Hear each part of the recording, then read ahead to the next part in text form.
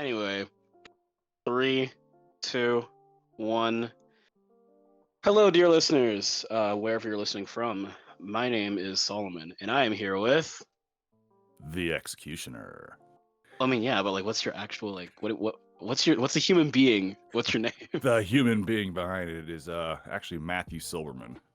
Matthews? Is it Silver or Silber? Burr with a B. Oh, interesting. Silberman. Okay. Cool. Yeah, I'm here with my good buddy Matt. We go back a whole like 3 months or something. Yeah. Um, yeah. Okay. Cool. So we're just gonna get to know you and your life, and hopefully you'll make some interesting content. Woo! Yay. Yay, filler. Cool. So, first question I ask everyone who comes on here is, how much did you know about Dead by Daylight before this podcast? I knew there was a game called Dead by Daylight, and that was about the extent of my knowledge. Coolio. All right, fair enough. Do you game at all? Do you play any other games, or are you not a gamer? No, I do game, just got issues with my hand, so I haven't been playing as much, but generally I play Fortnite. Oh, okay. You can leave the call. It's yeah. Well, okay. okay, you want to get into the interesting stuff with it. The reason that I play the one as a first-person shooter is, one, it's easier than PUBG on Xbox because the controls on PUBG are just stupid. Wait. Two, Sorry. You're also an Xbox gamer? Yeah. Okay, you can leave like twice now. You can just go.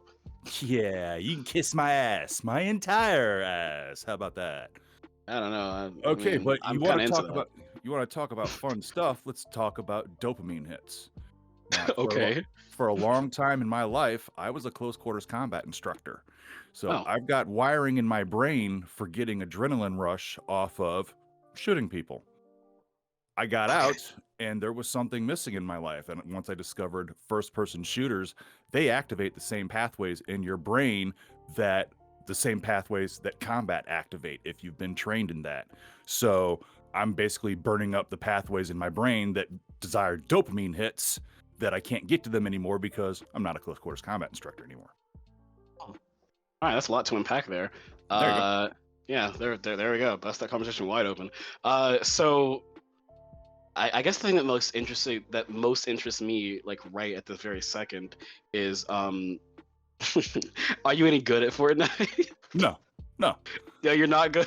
Oh no, I play just for the stupid pleasure of playing, I guess. I'm not being competitive about it because you get into trying being competitive with it, and the next thing you know, you've got a goddamn 7-year-old that can build a fucking skyscraper in like 21.7 seconds, and you're like, okay, cool. How the fuck do I shoot you up there? Or seriously, the fucking hackers. Is there a lot of hackers in Fortnite? Oh man, it's unreal. I was playing like a month or so ago when they on the older chapter when they had these what was it, fucking railguns or something like that. Yeah. And I'd built myself up a little freaking place inside of a structure and was just hanging out. And next thing I know, I'm getting lit up by a railgun. There was no way the motherfucker knew I was there unless he was using a fucking hack bot or whatever the fuck they're called. Well, glad I don't play that game. I don't play any games with hackers really. But okay, so you said that the I promise you I'm not usually this slow. It's just it's been a long day. I'm kind of running at like 10% brain power. Oh, there you go. Yeah, it happens. So you said like you get the same kind of adrenaline from shooting people in Fortnite that you do like in combat? Yeah. What's the psychology for that? Like the psychology of people who ride roller coasters. It's all about the adrenaline rush. Right. When I was doing the training, playing as a bad guy, the adrenaline rush was something I hadn't expected when I signed up for the orders. How about that?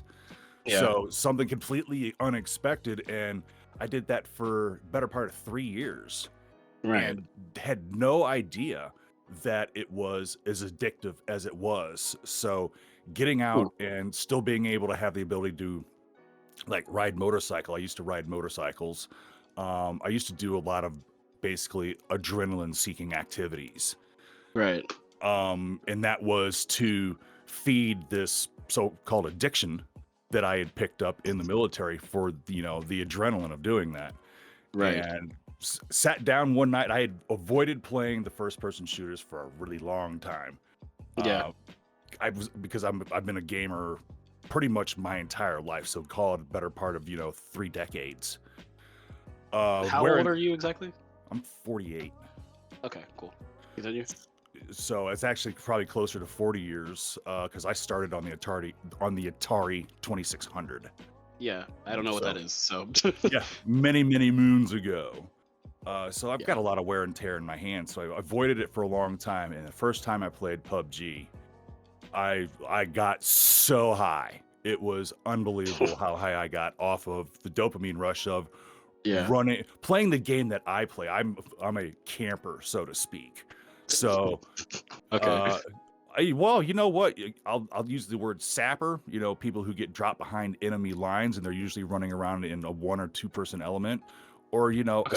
snipers running around in Right. 2-person elements all the time, and they're not out there on full on display. They're out there hiding their asses off because Yeah. they're out there to do a job. Fair enough. I'm playing the stupid game. What am I playing the stupid game to? I'm playing the stupid game to win. So All right, I like that mindset. You said this is one of the things I want to ask you about. So you were in the military, right? Yep. What exactly like part? I think my dad was in the Air Force at some point, but I haven't talked to him at all. So I was Navy for 20 years. okay. So surface Navy, and my rating was gunner's mate guns, and my rank when I was retired when I was E6. So that made me a first class gunner's mate. Right. Okay. I don't really know what that means, but it probably is very impressive. Also, thank you for serving our country and stuff. You know, gotta have that obligatory statement. There you go. I know it's a misconception. Okay, so I like to think I know things, but I'm 19, so I don't know everything. And my knowledge of the military is pretty low, honestly. So like, I know it's a misconception though that everyone there just runs in guns blazing and does stuff. So what specifically like was your role to play? Were you a sniper or were you like in a desk somewhere? Like what'd you do exactly? Okay, so over the course of 20 years, I served on 6 different ships and two different shore commands. And because my specialty was being a gunner's mate, I was deeply involved in weapons of all sorts. Okay. First 10 years of my career, I did basically nothing but small arms on board the ship, and that includes everything from inventory and maintenance to training of the crew as well. Right. So long before I picked up the designation of small arms marksmanship instructor or crew served weapon instructor, I was doing that job. And that was getting the people on board trained to, defend the ship if they needed to defend the ship, and just basic watch standing. Your basic watch standers like sounding security, or you're just roving security. They're generally armed, and then you got 2 people up on the quarterdeck where you come on and off the ship. They're generally armed as well, so they have to be trained on that. So it's not a matter of getting everybody trained up to Marine Corps infantry standards. It's just a matter of basic safety training and basic marksmanship for working on board the ship. Most sailors are not going to get into heavy duty combat roles. So, and we're looking at a high number, call it, 85, 90% of sailors are never going to see the shit that you see in the movies. The SEAL teams and their support crews, which are the small boat units or explosive ordnance disposal, EOD. So those are the ultra cool, super high end jobs in the Navy, but that's less than 10% of the population in the Navy. Yeah, I would assume so, right? So you specifically didn't see any movie type shit when you were doing 20 years? Can't talk about it. Oh, classified. Okay, interesting. Well, aside from the classified information, hello FBI if you're listening. What did you? So, Was there anything exciting that happened? Was it just training all the time, and you guys just sailed around the coast and vibed? Well, sail around the world and vibe. Oh, around the world. Okay. This was before, of course, the fear virus.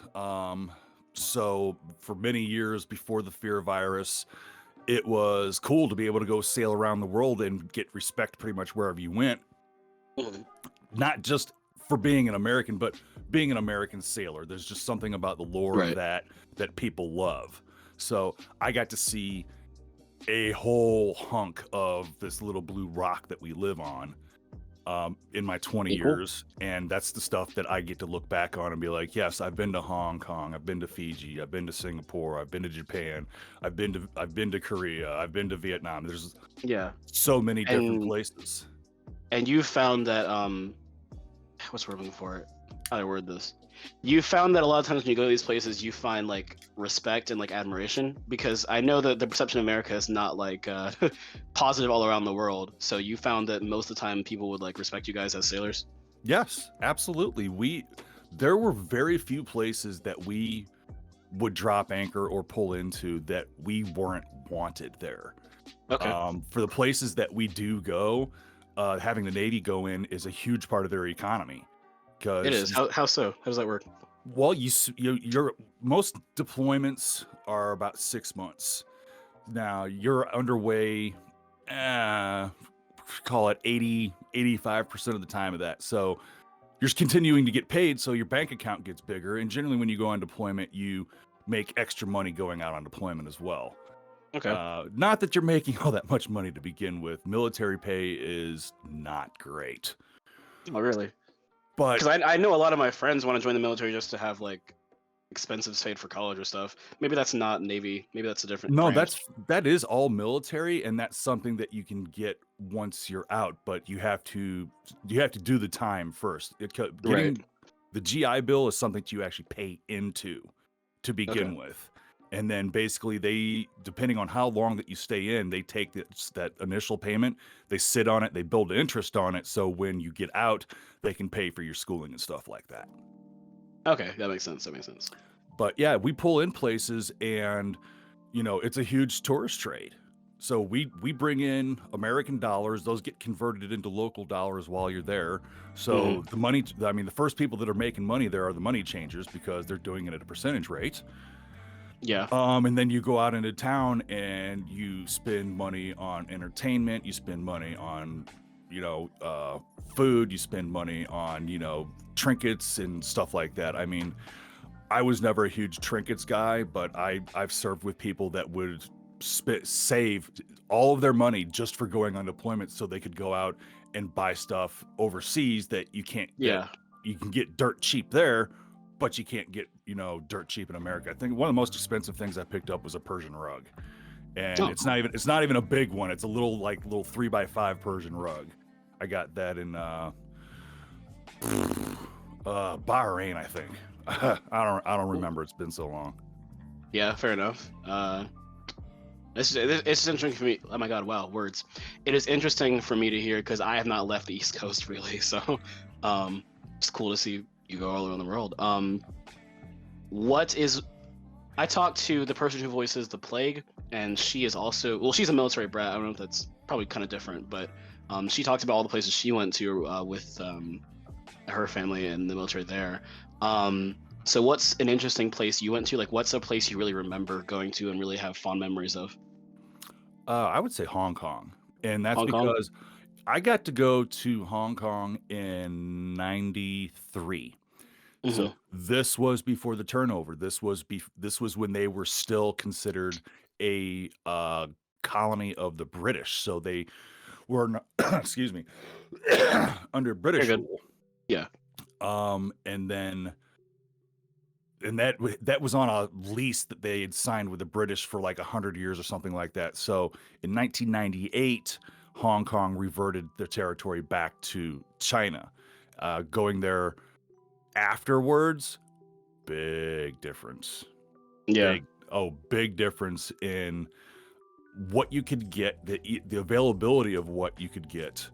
and just the general feeling overall of the island. When I went there in 93, it wasn't much different than, going and hanging out in like Chinatown in California, in San Francisco. Right. So just a really, really cool place to go hang out. Well, if you were to go to Chinatown now, well, it's not so much a cool place to hang out anymore, and neither is Hong Kong.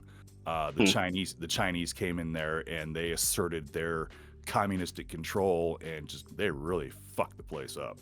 So going there before and after is extremely memorable just for the insane change that took place. Man, now I've got to see and there was a big difference in years. From like 93 was the first time I went, and then the next time I went back was 05. I was like 4. Cool. Well, now I'm jealous and I want to see the world more. Let's see. Yeah, that seems interesting. What's a place you and let's try not to ruin any listeners in these countries, but what's a place you really just did not like going to, like had bad memories there? Or is that classified too? Let's see. East Timor was not a fun place to hang around. Okay. I have no idea where that is. It's again, have to do some geography work on that one. I don't even remember where the hell it's at. Fair enough. And then one of the Emirates. One of the Emirates. Well, okay. There's seven Emirates. Dubai, I want to say, is the biggest of them. And we went and hung out in the poorest one. I believe it's called Fujairah. And it was like 100 zillion degrees out the day we were there. It was absolutely miserable. We pulled into an industrial area. It was just no fun at all. Fair enough. Would you say your time with the Navy was like mostly negative or like mostly positive? And yeah, I guess that's my question. It was mostly positive. Okay. I've got a lot of backstory for negative stuff, but the stuff that really kind of defined me was all kind of positive. All dealing with my particular work ethic and just the way that I would get things done. So at the end of the day, other people may not have been happy with my service, but I was fairly happy with my service. Right. And do you have any advice for any of the how do I word this? It's like, in case there's any military people listening right now, do you have anything you want to say to them in particular? If there's anybody that is currently actively under the oath, you need to remember your oath. And your oath is to the Constitution. It's not to the president. It's not to your commanding officer. It's not to your, leading petty officer or whoever's above you. Your oath is to the Constitution. And that's what you need to remember. USA. Cool. Now that we've got all... you want to go that direction, what other country in the world would you have the freedom to do what you're doing right now at 19 and not be working a slave labor job someplace in like a mine? I definitely like, what's the word I'm looking for? I have friends with a wide range of views of America, and I've kind of boiled mine down to like, things could certainly be better here, but I wouldn't want to leave just because I have so many opportunities. I feel like if I were in even some of the more developed countries, like even if I were in Britain or Canada or something, I still wouldn't have the access to the stuff that I need to do this kind of thing here. And also, I like our diversity. I like that we're kind of a melting pot. And that was something that I observed in the military. I mean, I didn't work with just people from America. I worked with people from all over the world. Yeah. Just because, words. There we go. Joining the U.S. Navy, if you can, is one of the easiest ways to obtain your citizenship. So I didn't know that. I've worked with people from Russia. I've worked with people from Germany. I've worked with people from Nairobi. I've worked with people from Ethiopia, Somalia, Filipinos, Thais, Right. Koreans. I've worked with people from all over the world, and that was one of the coolest things about the Navy was the amount of diversity we had, because at the end of the day, you're on a boat out in the middle of the You're ocean. on a boat. You're on a boat out in the middle of the ocean. If there's a fire, you can't call a fire department. You're the fire department. If there's an emergency, well, you're the emergency responder. Yeah. So if you're fighting a fire and the guy in front of you or the guy behind you is somebody that you have an issue with based on the color of their skin, while you may not fight as hard for that person when you need to, and that person may not fight as hard for you when they need to like be reaching into a burning compartment to pull your ass out, they Yeah. might not do it. So Would you we say didn't that care. you didn't care? Okay, cool. Yeah, we didn't care what color you were on the outside. If you were a shitbag on the inside, it doesn't matter what color you were on the outside. You're a shitbag. So Yeah. if you're a decent human being, it doesn't matter what color you are, you're a decent human being. Shout out to all my shitbags listening, by the way. So would you say like the environment there was more just like positive, brotherly, or was there like toxicity or like what? Like was it? There Oh, was there was your typical high school drama that you see, but you got to realize that not high school drama. the average age of your your modern American military member is around 20. I mean, Hey, same. Let's go. I'm 19. Let's go. but yeah, think about it. I mean, are you thinking about more high school stuff or are you thinking about more college stuff? At your age, you're thinking more high school stuff because that's where you were at most closely associated with. I mean, it's not like you went out and got a job driving, I don't know, driving a garbage truck, and you've been driving a garbage truck for a year. So I might. You never know. yeah, but at that point, you have more experience than what you had in high school. Yeah. So you would end up, especially after they let females on board combatants, the amount of high school drama that you would see was just absolutely unreal. I can only imagine. But for the most part, it was straight brotherhood. Okay. And a lot of it was based on that the person next to you might be the one that's saving your ass, and the vice versa. Right. Yeah, I get that. I mean, I haven't done that obviously, but I get that. There was this one recruiter guy that really wanted me to join, and I was just like, no, I'm good. I would not survive in that environment. Not like I would die, but I people You have? that I've told a couple of people that if they want to do it, I mean, don't take the path that I did. The path I walked was a hard path. There's other paths in the military that are literally the easiest paths to walk, and one of them is you can be it used to be a photographer's mate, but now it's called a mass communications specialist. And basically it's the person that runs around with a camera taking pictures of stuff. So you could join the military, travel the world, taking pictures of stuff. I actually have a friend who's doing that. Yeah, I have a friend who's doing that right now. Shout out to Marine if you're listening. And then the other path to walk would be musician. If you have a degree in music, you can join as a musician, and then you can go play, your instrument all around the world and get paid for it. Fair enough. Do they have any positions for me as a showrunner? Can I go edit some audio for the military somewhere?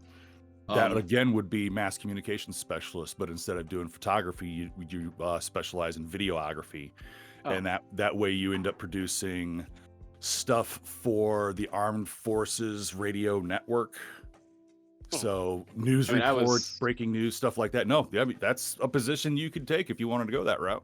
Well, I was totally joking, but I'll put it on the list of things I can do now.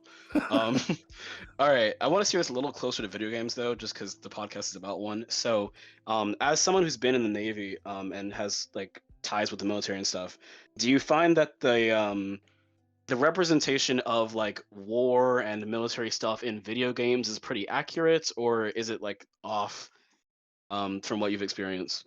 I know it's off for the most part, based specifically on you're not going to be running around by yourself doing everything. Right. Perfect example of that. World of Warships. of which Hmm. I've tried and I can't stand playing because you're trying to do everything. You're trying to do engineering, which is controls the speed of the ship. You're trying to do navigation, which is the direction of the ship, and then you're trying to fire the weapons, which is fighting the ship. That's 3 different controls spread out over the entire ship. One person Yeah. doesn't do that shit by themselves. Same thing, Yeah. first-person shooters. You're not going to be running around doing everything by yourself. Hmm.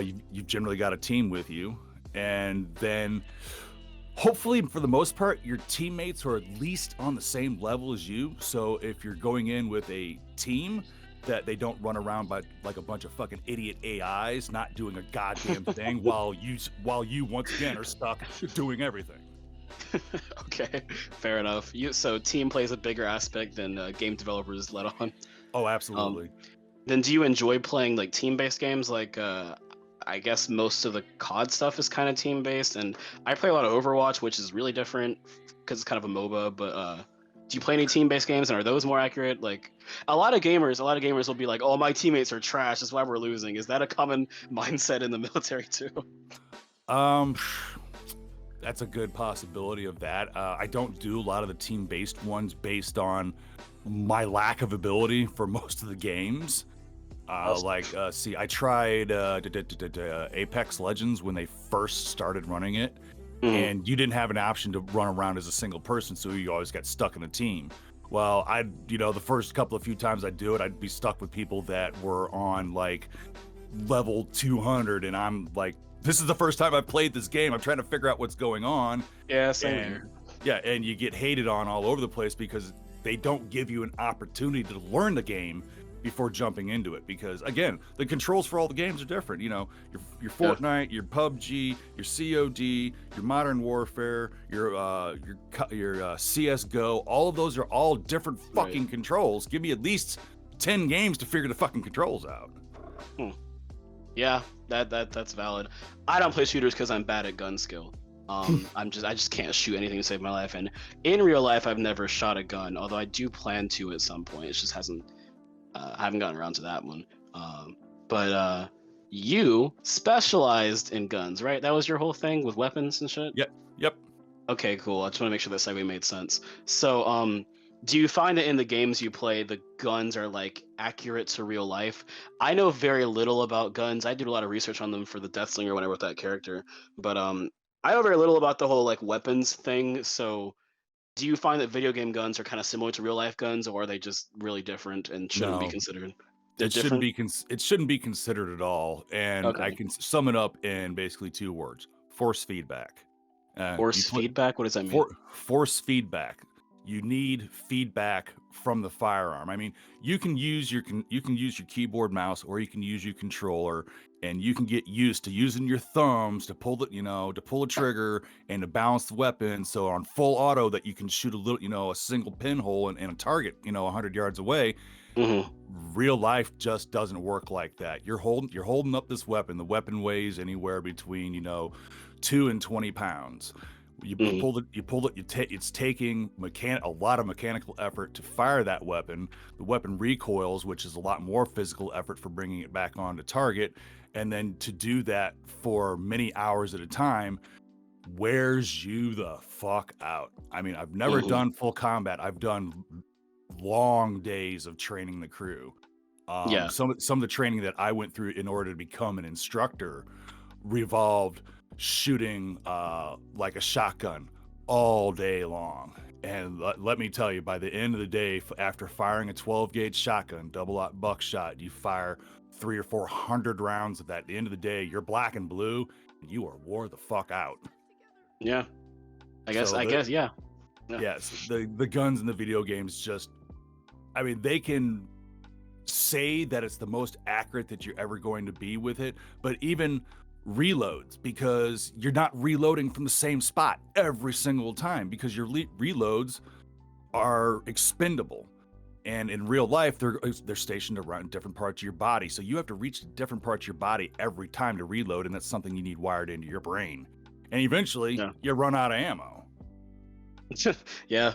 It's Yeah, not fair just enough. I'm not running around the battlefield being like, "Ooh, look, here's a supply drop here, and here's a supply drop here, and oh, look, here's an ultra supply drop here, and I've got a brand new weapon and a new skin and a new all this other shit." No, no, no, no, no. Okay, fair enough. I mean, I guess it was a little optimistic of me to think, oh, these video games, they sure are accurate, but I just wanted to hear your take on it. Um, do you have in real life, do you have like a favorite kind of gun? Like any specific model make come to mind? I don't know how this shit works, man, so just bear with me. But like, I've got an AR platform that's chambered in 6.5 Grindle instead of your regular 223. I don't know what that means, but that sounds cool. It's an AR platformed rifle that's got a little bit more punch than what your military models have, so I can Okay. utilize it for hunting. I just use it for punch and paper. But reason I like it shoots flat. There's almost no deflection into it. So once you get the thing scoped in, you can pull the trigger on it all day long, and those rounds go. Right. Okay. Cool. I one more gun question. Sure. How do I word this? I have never shot a gun, but it looks kind of hard to get to be accurate. So like, how much skill does it take to like be accurate with a weapon? Like, I know that snipers gonna be different from shotguns and all that jazz, and handguns probably a little easier to use. But just in mass, is it really difficult to aim a gun, or like, is it kind of easy? I would equivalate if you're shooting sporting firearms like you've been seeing in the Olympics, Mhm. I would equate that to the same level as Tiger Woods golf. Really? It's something that if you're going to be proficient at it, it's something you have to do literally on a daily basis. And it's not just putting the gun up to your eye and pulling the trigger. There's a huge physical aspect that goes into it. You have to be extremely physically fit. And there's a really Okay. big mental aspect that goes into it because you need to be able to shut out all the exterior noise because there's going to be a lot of distraction as well. So to get Yeah. into a zone of being able to be proficient with that firearm it's training, and it's a lot of training. Yeah. Maybe that's why in movies and shit, none of the bad guys can aim their weapons because it's actually a lot harder than it looks. Maybe that's the reason, or maybe I just don't know enough about shit. Well, then you go the opposite in the movies is you got somebody that's Joe shit the rag man bebopping down the street, and now here's a gun for you, and all of a sudden he's the greatest gunner since the gunner of guns, and that doesn't make any sense either. That is true. I'm a natural with this fucking Desert Eagle. Yeah. Yeah. I don't shoot the damn Desert Eagle. Why? Because that fucking hurts. It hurts? Oh, the recoil from that 50 Desert, if you're not trained up for it, man, it hurts your hand, it hurts your wrist, it hurts your elbow, it hurts your shoulder. Yeah, I had a chance to do it once. I pulled the trigger on that thing 3 times, and I hurt for a fucking week. Jeez. Okay. Well, kids, just know guns are very dangerous. Make sure you get your mommy and daddy's consent before using guns. They will hurt you. Um, cool. Well, we went on a 30-minute like military gun tangent. I was gonna talk about Dead by Daylight at some point. Hey, get into it, man. Yeah, I didn't think this is where it was gonna go, but my lack of military knowledge just provides you to talk about things. So anyway, backing way the fuck up to Dead by Daylight. You play the Executioner, right? Yeah. Okay. I know it's probably been like a minute since you recorded lines for that, or at least the main lines anyway. But that's a really weird character. I think out of all the characters I've written for the podcast, he is the most like supernaturally driven, not really a human, kind of a concept kind of thing, right? So, how was that approach to that character for you? Like, what did you do to get in that headspace of Triangle Man? I went on YouTube and I looked at a whole bunch of lore for starters. Yeah. And that leads you into basically, shadowing somebody who's playing the game. But because he doesn't have an actual voice, and as far as I found across the internet, I'm the first person to actually voice for the executioner, which is it's an amazing thing for me. It really is. 'Cause I've been doing this for just a couple of few years. I've only got a few things under my belt, so I've done like I did Tony Stark Iron Man, and that was like the coolest thing I had done so far. And then Yeah. I got to do a Wolverine, and that was really, really cool. And then I get into this project and I start getting into the lore of it and finding that I'm gonna be the first person to voice this, and that was really fucking cool. I really But hope. Oh, go on. but as far as the character that he is, the way that you've written him between Silent Hill and Dead by Daylight is it's a really incredible spin on it, because again goddamn, I'm losing my fucking words here. You got this. I believe in you. Oh god damn it, the visualization. Now I'm totally fucking lost my word. What he is, the reason why he exists, the supernatural aspect of it was really cool. But to actually expand on it into the Dead by Daylight on top of the Silent Hill, I was just really interested in the character. And after auditioning for 4 or 5 other characters, that was not one of them. You came back and said, "Hey, you need to do." So that's what I did, and that's how you ended up picking me for this part. Was I came back for a secondary read. Yeah. And I'm really glad that I did, because this entire project has just been it's just been so much fucking fun. Let's put it like that. Aw, thank you. I hoped one of the notes I got from one of my actors, I think it might have been the guy who voices Dwight, was just that like I write characters that are like fun to do, and that's not something I thought I would get, and I really appreciate that. I'm really glad that my actors seem to enjoy playing the parts I give them, even if it's like the executioner, like the Pyramid Head, who is kind of this like just Well, judgmental. he is judgment, and that's what he exists for. He exists to judge, and he exists to punish once he's done judging you.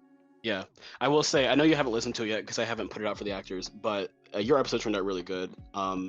You are like the driving force behind the really cool moments that happen in the episode. So I just want to commend you for that. You wrote some really intense shit into it. I mean, yeah, because he spends so, and I'm way down on that episode list, but he spends so much time. Evan spends so much time being judgmental against other people for killing. And well, we find out later, in the back of his head, one, he didn't stop killing, but then we find out he killed his fucking father. Yeah, and he is taking shit all over other people for doing the exact same thing. Yeah, I talked to the person who voices Plague, and she is a therapist, and she was basically saying like a lot of times people with these issues will like blame others or like cast stones on others when they're doing the same shit because they feel guilty about it. Guilt, that's your whole thing.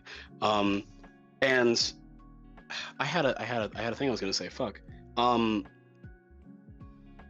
Yeah, I just, well, it entirely left me.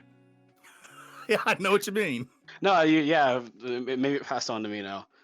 Wow, fuck, this is gonna really bother me now. Brain fog's contagious. Brain fucks are contagious. You've given me a brain fuck. How dare you? I guess I'll talk about something else then while it comes back to me. But I kind of struggled to figure out what to do with the Pyramid Head, because in Dead by Daylight there are these characters from these sources that, yeah, like you said, they don't have voices, and they don't have like much like character per se. Like the cannibal is this man child who is abused and stuff, but he doesn't talk. He makes like animal noises. Michael Myers is the most iconic serial killer ever, but he's silent and just stalks people. The Pyramid Head only exists in the mind of James Sunderland in the realm of Silent Hill, and he never talks, but he is like a scary, imposing figure.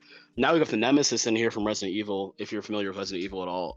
And he's just this big like monster guy. So I wanted to humanize the Pyramid Head a bit because he is more human driven than some of these other monsters. Like he is born from the guilt that James Sunderland faces, and I think that can kind of like form a good character, hopefully. Um, oh, I remember my thing now. That's what I was gonna say. It's back to me. Okay, you're still here, right? I'm Yep, rambling. yep, yep, yep. Okay, sorry.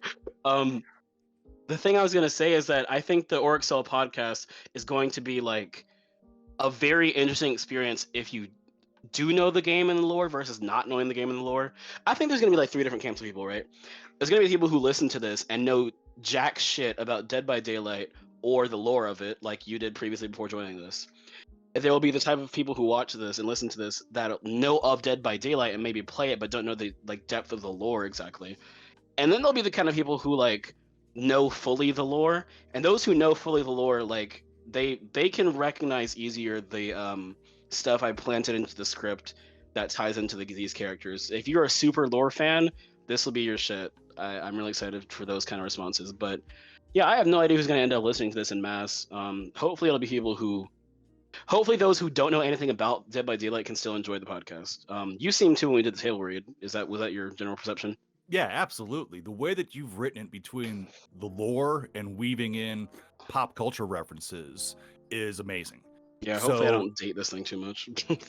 I don't because you use the pop culture references the same way other cartoons used to use pop culture references. So it doesn't really matter what the age on them is, they remain relevant because you've gotten highlights on stuff. And I've said that several times, is that Yeah. I think anybody who listens to this, whether you're a hardcore DVD person or you're just, you don't know anything about it like I did, I found the episodes utterly hilarious. So Thanks. anybody that just starts listening to this because they want to listen to something funny, they want to listen to like a farce of a podcast, and that's kind of what it turns into. And it's, again, it's almost more sitcom than it is the podcast as you wrote Yeah, it, because no, I you find got a myself point, laughing over the play between the characters, and Yeah. even not hearing all of the voices, because the table read, we didn't have everybody.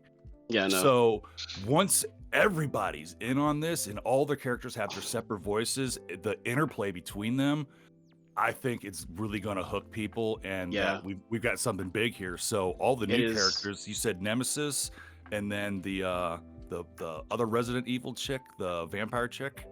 Oh no, she's not in the game yet, but if she ever comes into the game, I will just dedicate an entire 10 episode series to her. Because goddamn, I love Lady D so much. She's great. So getting hooked up for a season 2 should be relatively easy. And and should if it happens.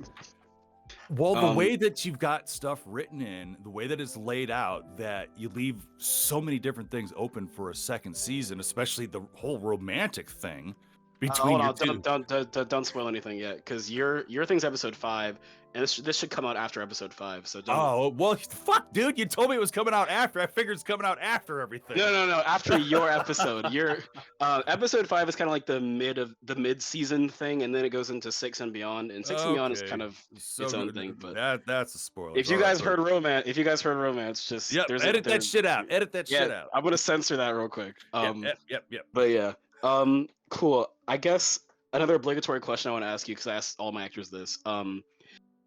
This will be weird for you to answer, but hear me out. What are the similarities between you and Pyramid Head? What do you think there's a lot there that you guys have in common? Yeah. Probably because I can be extremely judgmental. And that comes from an instructor's background, that, if I'm teaching you how to do something, having you not do it right, well, I'm going to be judgmental about that, because if you're not doing it right, then very obviously the task you're trying to accomplish is not going to be accomplished. Right. So I can be extremely critical and judgmental for stuff like that. Right. Is there any way you Do you find that I don't know if this is too personal, but do you find that seeping into your own life, or is that just kind of like a combat thing when you're in that mindset of we have to get this right? All right. Well, if you're gonna go down that path, You can be honest, it's okay, but not too honest. Don't be too honest. okay. Where I live at now, I've only lived here about a year, and Hmm. we moved here right at the forefront of them shutting the country down for the fear virus. Now, Right. probably for a year before that, the place I was living, we lived there 5 years total. So for about 4 years, we got to go out to a lot of different shows because the city had a huge music scene. We got to go out to a lot of different restaurants. We got to go out and do a lot of fun stuff. Hmm. And almost like overnight, it was like the flip of a switch. We started going out and people just started to fucking suck. And Like it got, music wise? well, it wasn't just the music, but the venues would find a way of fucking the music up, Hmm. or the venue would find a way of fucking your seating up, or the people at the venue would just really start. People just started to really fucking suck. You run into the worst fucking people at the shows, and I'd never encountered that before because everybody's there for the show. Everybody's Yeah. there to listen to the band and have a good time. And I started running into more and more people that just weren't there for a good time. They were there to be shitty. Yeah. And dude, like one of the last shows that we went to was at an outdoor venue. Um, it was a really beautiful venue for the show itself, and we're there having a good time. And some dude starts fucking dancing up on us. Now, I don't know what the guy's problem was, but he smelled like he crawled out of a fucking dumpster. The dude smelled Okay. so bad. So Fair we're enough. constantly moving away from him so that we can enjoy the show. But this dude followed us around and just basically stank us out of the entire fucking show. Oh, that sucks. I'm sorry. And I mean, another show we went to, the people that were standing in front of us were just having a full-on screaming conversation in the middle of the show. Mm.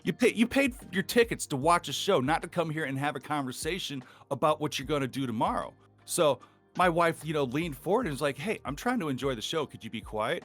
And the woman turned around and stuck her middle finger right in my wife's face. Oh, And oh it was no. one of those. It was one of those days. It was a And good then thing you I grabbed your would. gun. No, no, I not like that. I mean, but it was a good thing that I hadn't seen it because I was looking at something somewhere else, Yeah. and she starts telling me about it because I'd have stood up because I'm 6 foot plus, and Oh, I would have good to know. started screaming. And Yeah. because of what I've done in my career, I can be extremely loud and I can be extremely scary. But people just started to suck across the board. Mm.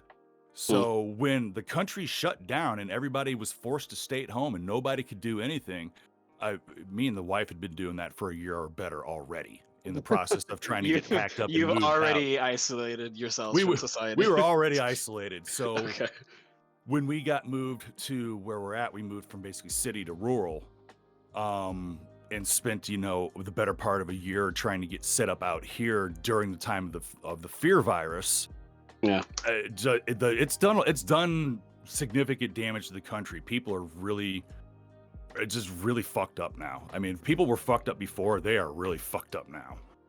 So I think this interview will come out around October-ish. Hopefully, it's better then.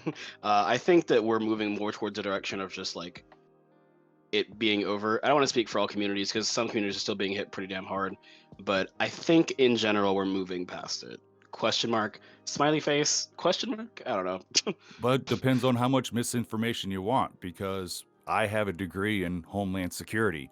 One of the things that I studied was biological warfare agents as part of my counterterrorism classes. Mhm. So what I see when I look at this, I see a biological warfare agent, and I see an experimental compound that's being forced onto an unsuspecting public that is causing the variants, because never in recorded human history has people have we vaccinated air quote people to such an extent that we have, and people are still getting sick with variants. Well, variants is something that you talk about in biological warfare agents because they're made to mutate extremely quickly. So, Right. in my opinion, Um, what we're seeing is not natural, and it's being used to push a horrifying agenda on the world to make the world into well, see, what did I see the other day? The socialist utopia has been tried 41 times in recorded history. And out of those oh boy. 41 times, it has succeeded 0. Right. Okay. Hmm. I don't want to push this too far No, because no, eventually there it's we go. talk about Dead by Daylight. But do you think that I guess the world's governments are staging biological warfare on the citizens? Is that your Absolutely. okay?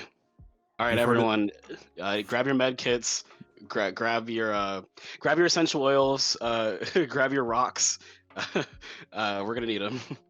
Um, I think whenever I become a zombie, I'm just gonna be really chill with it, honestly. I think once the vaccine turns me into the undead, I will simply just vibe with that, honestly. What are your plans for when you become a zombie? Oh, I plan on having somebody shoot me before I become a zombie. But No, you wouldn't. Okay, fair if enough. if you want to look at the zombies, look people go outside and look at the amount of people that look down. You know, I was born in an age before the personal computer, so Right. entertainment for me was going out and doing stuff like looking at the sky, looking at the Hmm. stars, looking at the moon, stuff like that. Spent a Yeah. lot of time of my youth looking at the sky because that's what it was kind of there for. It's there for entertainment. It's got a lot of entertainment value. You don't see that anymore. Everybody walks around looking down, and if they're not staring at their smart device, they're just looking down anyway. They're staring at the ground. They're not Have you have they're you not seen Bo? There's a Netflix special right now called Inside. It's by Bo Burnham. Have you seen that? No, I have not. It's a good watch. It kind of touches on that actually, and he brought up a point during that, in that my generation. I know I'm 3 decades younger than you, uh, but my generation we're like born on technology, and I remember I was like 6 or 7 with a computer in front of my face, and it certainly has shaped how we do things. Some positively, some negatively. Like I can think how am I trying to word this? I'm more in contact with people that I would never be in contact with. I have friends that I just love to death, but would never have met if not for the internet. But I was in a social situation today. Actually, I met with a group of friends. It was like 11 of us, and we went to a restaurant. And we were like kind of on our phones, kind of not. But it was just part of our social dynamic. And it's weird how that's like shaping our society, where you at least my generation. I can't speak for all of us, but I had this kind of like feeling to be on my phone constantly, even when I'm with people I care about. But it's not necessarily an asocial thing. It just feels like it's part of my body, which is probably a problem because I don't think you grew up like that, right? There were no phones attached to you. No, no. When I grew up, it was, if your parents are sick of you, it's you go outside and play. Go Yeah, outside and play. Go outside and play. It didn't matter what temperature it was. Go outside and play. Be home by the time the lights come on. yeah, So you go out in the summertime. You've got your bike. So I ended up riding my ass off. Everywhere I went.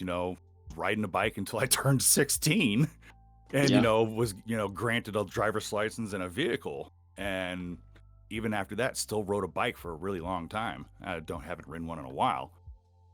I say But you never forget. oh yeah, you never forget it. But you also go outside and play because you didn't have to worry about child predators running around everywhere. Oh, You is didn't see 30 years ago you didn't see that on every other news broadcast, some child being stolen away from their household and having their life ruined or absolutely destroyed because they get killed. You didn't see yeah. that. Now you see that Actually, everywhere now. my city is actually the #1 spot for human trafficking in the southeast. So love that for my city. Go where I live. Um, yeah, I think these issues are. I think a lot of these issues have been present for a long time, but they're just being brought to the forefront because of the internet, which is like a positive and a negative. But uh, I don't have the stats in front of me, but I feel like a lot of the issues we face currently have been there the whole time. It's just we don't see them because we didn't see them, but now we do see them because the internet forces us to see them. So, but at least I think now there's like tools in place for you to be safer. Maybe with kids going outside less, they get kidnapped less. Maybe let's hope so. Anyway, um, that's my hope. If you're a kid right now and you're kidnapped, call the police. Why Okay. are you listening? Why are you listening to this interview? Call the police. Um, so that's anyway. Segueing. Voiceover. Let's talk about that for a hot second before Sure. I try to wrap this up because we've been talking for an hour. Although you are a very interesting person. I'll give you that. Thank you. Thank you. I had a whole thought. Voiceover, right? How did you go from like hardened military cadet soldier to voice actor? Seems like a really weird switch. Okay, so I did 20 years in the military, but I've been told basically since my voice cracked that I had a voice for the radio. I've got a good radio Yeah, voice. yeah, you do. Honestly, you do. So did that for 20 years. When I got out, I started working for the railroad as a through freight conductor, and a lot of that is talking on the radio. So being able to speak is always a good thing. I only worked for the Yep. railroad for 6 months, had somebody try to kill me, so I ended up medically retired from the railroad. Oh, okay. Can we back up a little bit? Like, what? What happened? Is that traumatic? Do you don't want to talk about that? Like, I had somebody attempt to kill me utilizing the train because they didn't like the color of my skin. oh, okay. Well, that's not very PogChamp of them. That's No, not a nope, very good not thing cool at to do. all. So the all of the evidence pointed to them mishandling the train. Now, this is somebody Yeah. that had been working for the railroad for a decade and he'd been an engineer for like 7 years. So mishandling the train, that the way that he did was an absolute rookie move across the board. So somebody with as much experience that he had making such a rookie move like that, especially the one that he made to It was cause sabotage. the train to act the way that it did, is intentional. No. So I Well, ended up with a permanent injury for that. So couldn't work a traditional job anymore. Started looking around at stuff, and I eventually came across something called, it was Behind the Voice Acting I know that. I know website. that site. Yeah. Started on that one, just kind of as a lark. Started doing auditions, and within like 3 auditions, I'd gotten picked up for that role of Tony Stark Iron Man, Yeah. and it's just kind of been from there. And every time that I do an audition or every time I get picked up for a role, I learn something about this industry that I've gotten into. Um, Hmm. I don't have a lot of flex in my voice. It sounds like I do, but if I'm actually trying to line read and I'm trying to maintain a specific accent or voice, Yeah. it's way harder than they make it look on television. Remember Well, that I from mean, Boys and Girls. training does help. Have you gotten any like acting training at all ever?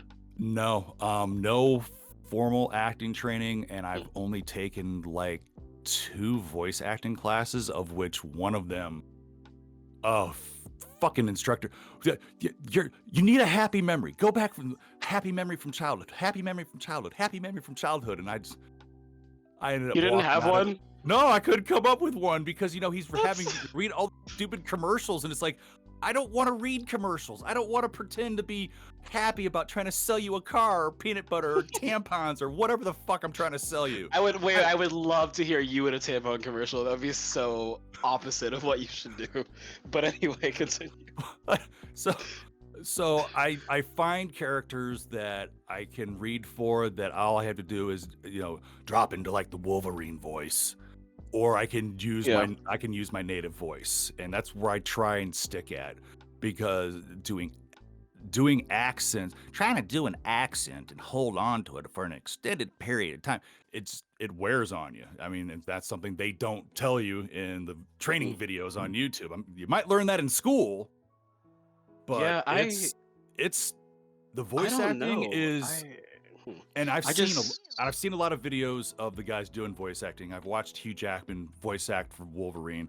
I've watched so many other people actually in the recording booth doing the voice acting for their characters, and they're physical. they're Oh yeah, exceedingly totally, physical totally, yeah. in their voice acting. So that was not something that I was expecting or am used to. So getting into the really dramatic voice acting is a challenge for me. Yeah, I get that. Um, I don't know. Maybe I'm quirky and different because how do I word this? I think out of everyone I've talked to so far, you've had the least amount of like, I was an actor back in the day. I've done theater all my life, that kind of thing. Um, I think for me, like as someone who's been doing theater, I'm 19, right? For 14, 16 maybe years. I just love speaking in accents all the time. Like I'll just slip into a little bit of a southern drawl here sometimes if I want to, because I think differently in different voices. And like I don't know, it's so weird you say that it strains you because I'm just the complete opposite. I I don't know, do it's just it weird. without thinking about it.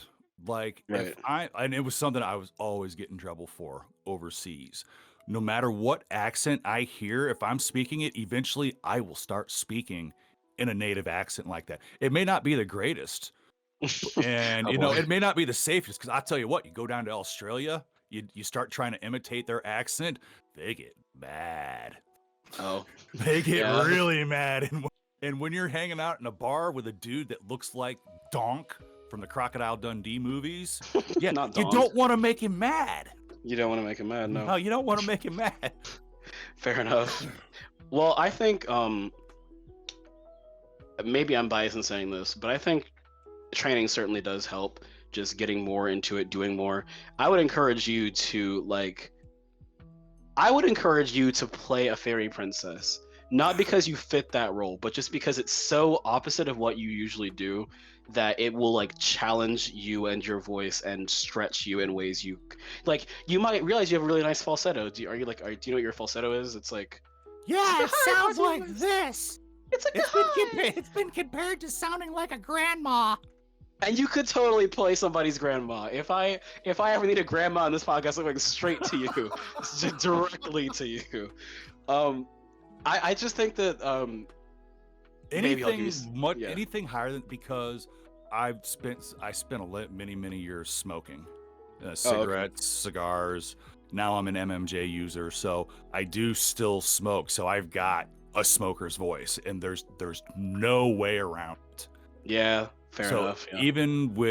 even if you encounter somebody that started their life with a higher voice, if they've been a smoker, you always kind of sound like a smoker. It's gotta sound like a smoker. Yeah. You've got that. You kind of got a little bit of that growl that goes Yeah. on that just never goes away because you've irritated your throat so much. I mean, yes, that's very true. But in your specific case, at least you sound sexy now. Like your voice is like it's it's very sought after. I've been in a lot of fandoms. I've been around a lot of like teenage girls and honestly teenage gays, them too. Everybody wants someone who sounds like you as their like father figure. It's kind of ridiculous, honestly. So, and especially because Pyramid Head, the role you play, he's one of the most like thirsted after horror figures for no goddamn reason. Everyone wants him to like step on them. It's ridiculous. So I think your voice fits that whole vibe, and I think that you are kind of lucrative in that aspect because you sound like an older raspy guy. Like raspiness, it's just supreme. It just immediately turns people wet. So you know you now have that That would superpower. explain a lot. No, that explains so much. Like getting cast as Tony Stark and Wolverine, all these characters you play. I'm fairly certain that some casting director at some point was like, "Yeah, this guy, he could crush me, and I'd be okay with that."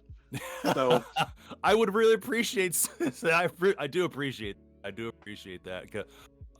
I read for several studios, but I did a table read several months back. That they got to me introducing myself, and I come off of mute, and it's like, "Hi, I'm playing the voice of Darkstripe," and most of the Hell characters yeah. are female, and from Oh. way in the background, I hear somebody being like, "Ah." Yeah, it was actually me. I was the one doing that. So Yeah, totally different studio, but and on the flip side of that, I don't play for the other team, and there's particular reasons I don't play for the other team, but I've had other members of the other team pursue me vigorously Vigorously. Wow. throughout Okay. my lifetime. And a lot of Well, it was based on, the voice. yeah, I mean, shit. No, it's like catnip to us gays. It's like, I don't know what you want from me, man. You gotta pull out the grandma voice anytime anyone's pursuing you. You just gotta do it. Also, I cannot wait for the Pyramid Head episode to drop and all the comments just be like, oh, that actor. Oh, like I can't wait for that to happen. I'm really looking forward to it. I'm looking forward to not just Um, my episode. I'm here looking forward to hearing the whole thing across the board because Yeah. I've gotten to read through everything. I've gotten to hear most of it, and Yeah. I'm really, really excited about this project. Dude, I'm telling you, it comes together really well, and I should have all the demos out for the actors soon. I need to finish editing episode 10, but aside from that, we should be like Gucci. Yeah. So when are you gonna actually start dropping the episodes? And is it you're gonna do all of them at once, or are you gonna do like one a week? My plan is that I'll have like one a week every Thursday on like 6 or 5-ish, and then throughout the week, but while episodes are being, whatever, I'll put out interviews like this, and I'll put out these lore reading things that you had recorded. So there should be like constant 2-day cycles of content for the channel. Now, maybe this is going to age poorly when I actually drop this interview. Maybe maybe I didn't do that at all, and maybe everything's going to shit. But hopefully not. So you know what? And if it goes that way, brother, just hit me back up and we'll do another full interview that's a little bit more Yeah. pertinent and a little bit more on target. No, this is fine. I think this is the longest interview I've recorded, but the other ones I've recorded, they didn't have nearly as much content. I'll tell you that. Cool. Not nearly many of them has around on this rock that I've got. So I've got the one thing that everybody else lacks. I've got experience. Yeah, I mean, we have older cast members. The person voicing Huntress is in her 30s, 40s. Person Right. voicing Plague is around that age. I have noticed that the older cast members have a lot more to say because they have a lot. Well, they have a lot more like life experience basically. I, as a 19-year-old, have not done shit except for like poop my diaper and walk around thinking I know things that I don't. So. But if you've been doing the acting gig for a while, you do have some chops when it comes to that. I would hope so. I think after I finish Auric stuff, I'm going to focus on being a voice actor more than directing and see where that gets me. Because I've been cast in a few things, and I'm always playing villains for some reason. Like, I don't know. Oh, wait. That's what I was going to ask you. What kind of characters have you played? Like you said Tony Stark and Wolverine both kind of like heroes, but like edgy heroes. So who else have you played? And have they been like dark too, or are they like you played a really happy, positive lead role characters at all? Actually, I can go through the list real quick here. Let me get to my website. Oh, you have a list. Look, yeah, this guy has a list, ladies and gentlemen. This guy's a list.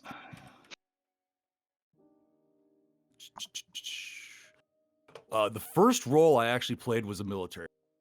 That was Fair enough. doing Admiral Drake for a sci-fi series. Oh, cool. Let's see. I've done. I did a Spider-Man, but I was doing Miles Morales' father. Oh, okay. Let's see, I've done a couple of Gmod parodies, playing overall control, like the people they talk to on the radio. Yeah. Let's see. Does it ever get boring to you playing similar types of characters? No, because each character I can find a little bit of either myself in, or I can, come with the experience. I did one. It was a letter reading from like a Civil War dude. Yeah. So I'd have to actually get into it. I got to play a little bit of a Southern gentleman. So pull out a little bit of my foghorn leghorn from, watching cartoons when I was younger. Yeah, as a Southerner, I'm a bit offended, not gonna lie. You're kind of hurting me here, but yeah. Again, I'm not warming up. I've been using. No, you're good. I'm just joking. And let's see, the Willowheart Studios. I'm doing Warrior Cat. So I'm voicing Darkstripe for the first 6 books. Oh, They're cool. they're on chapter 4 of the first book, so I've signed myself up for like a 7-year project. Oh, Let's see, there's the Miles Morales one. There was that was done Wolverine. I did Juggernaut in the same episode. no. Oh. That was always fun. Oh, you Uh, also he also voices Jeff in this too. Although Jeff has like one little thing, but it just for any DVD fans out there. Anyway, well, spoiler, and I'll ask if it's a spoiler or not. But I wouldn't spoil because this. I wouldn't spoil anything. okay, well, I'm remembering a conversation that happened in the very first episode between Ghostface and I almost want to say it was Jeff, wasn't it? No, they have never No, talked in the podcast. Or no. wait, that's Okay, also kind of a spoiler, but I mean, minor spoiler. Ghostface and Jeff Johansson don't end up speaking to each other. Sorry. Like, okay. So brain fart. There you go. yeah, it's okay. And then I do some podcasting, but Yeah. I've been off that because I feel like I'm just saying the same thing over and over and over. The government's corrupt. Look out for government corruption. Well, that is a very bold and very risky statement to make in this. No, I'm kidding. That's we here at the Auric Cell fully believe the government is corrupt. Anyway, yeah. But I do find myself aiming more towards either anti-heroes or bad guys, and that's the tone of the voice. That's all. You do have the voice for it. You do have the voice for it. But evidently, I've got a good grandma voice too, so we'll try that sometime. Yeah, sure. Yeah, definitely. I guess one of the closing things I want to say is like, what's the word I'm looking for? So I've talked to people in my cast who play villains, right? Do you enjoy playing like more the bad guy, or do you think like your patriotic values as an American make you want to play more of good guys? I would love to be able to play more good guys. It just seems that anytime that I do an audition for a good guy, they're always asking for do your voice higher. Well, without going into the grandma, I can't force my voice up just half an octave that you want to hear. It doesn't work like that for me. Yeah, fair enough. And then I've gotten into a couple projects where the project gets started and I'm playing one of the protagonists and the project collapses, so it goes nowhere. I've had that happen half a dozen times or so. A lot of projects in Casting Call Club and stuff end up getting started and never finished. I'm not the best director in the world, but what I will say is that I'm very proud of myself for finishing my shit. I usually finish stuff. I don't like to just have projects sitting there in the void. Except as one like fucking series that I wanted to finish, but that's not my fault because I'm waiting for the art for that to finish and it just hasn't gotten there yet. So exactly. And I've come across the reason I actually started playing Fortnite was because I got cast into a role that was going to be a Fortnite video story type of thing. And cool. it had a really, really awesome script to it. Yeah. And it was based on the Fortnite lore, but it was a really well written script and got all my lines recorded for it. And the production was moving along. And then it was the same type of thing. It was like the people that were supposed to be doing the machinima were like, yeah, we don't feel like doing this project anymore, so we're out. Oh, yeah. And that was the end of that project. And that'll kill a project. Yeah. That's kind of why I'm not. Okay, the thing I did before this was like a web series that was all like filmed and a little bit animated, and that was a fucking mess because film and animation together, like, yes. So I wanted this one to be easy to make and like sort of audio based. So podcast it was, so I don't have to worry about visuals nearly as much, and that's why I'm glad it's like. I'm just hoping that like with the podcast format, people will pay attention and not click off immediately. Because podcasts are hard to grab people's attention. Although since this is inherently more of a story than it is a podcast itself, hopefully that'll be the case. Yeah, because you've got a full arc written into it. Yeah. And again, you're working on a known lore, and you've already got sort of a fan base. People don't know the lore of Dead by Daylight. I wish they did, but hopefully this will teach them. Yeah, then you've got fan base, and again, like I said, I'd laugh my ass off at some of the reading stuff. So I think anybody that again doesn't have any clue what it is, they're just looking for something funny to listen to. Here you go. I can recommend this very highly, not just because I'm part of it, because it's fucking hilarious. Thanks. And I You know, we've been recording for an hour. No one's listening. I'm gonna say something kind of arrogant. I looked into like audio, like okay, audio drama, which is kind of the niche of what this is. There aren't a lot of like funny ones. Like a lot of them are like serious in tone, mysterious, dramatic. They're not a lot of like ones that like delve into comedy too much. Um, so I'm glad that I can present something kind of funny to the audience because there needs to be more comedic audio dramas in that very specific and like niche of a niche of a niche. Um, but enough about me, and quite frankly, enough about you. My mouth hurts from talking this long. Um, so is there anything you want to say, like any life advice you want to give to anyone listening currently? It can be like something you learned from the military. It can be just like general good life advice since you've lived half a century. How does that make you feel, by the way? Half a century. Oh man. Yeah. Oh man. Anything you want to say to like conclude your little spiel we've got going on here? Take care of your body. You only got one. Now, I mean, I'm not talking about, wear proper protective equipment when you're, doing wood cutting or you're riding a motorcycle or so. No, take care of your body because if you don't, it will start to fail you much earlier than you think. And if you choose a career that's extremely hard on your body, you might want to think about limiting that career because eventually everything that you do, including the fun stuff, catches up with you. And once it starts to catch up with you, it never lets you go. So part of mine was getting, assaulted by a train. Not everybody's going to have the same issue that I had. But, Yeah. I mean, seriously, a good diet, that's not, based on, fast food, exercise, and you have to, it's not just your physical body. You got to take care of your brain too. So my advice to people is to read more and go out and look at the fucking sky because the sky will amuse you for hours. Cool. I have asked. That's better. No. I have asked every one of my actors this question that like the whole "What's your general life advice" thing, and yours was the most practical. So that speaks to because a lot of them were like, follow your dreams, don't give up so easily. You can do this, and you're like, take care of your body; it will go out eventually. And I just find that very, very you, very you advice. I spent so many years doing fun stuff and not really thinking about the damage I was doing to myself on the inside. And that includes my job because there was a lot of portions of my job that I really enjoyed doing. And it's just like a vehicle. It wears out. And if you use and abuse it too much, it wears out even faster. Fair enough. Well, thank you for the solid life advice. Thank you for the really interesting conversation. And thank you for lending your voice to the executioner. Hopefully he'll show up in season 2 if that happens. Oh, wait. I actually have one more question. I don't mean to drag this on longer than I asked you, but one more question. Does it like hurt doing that voice?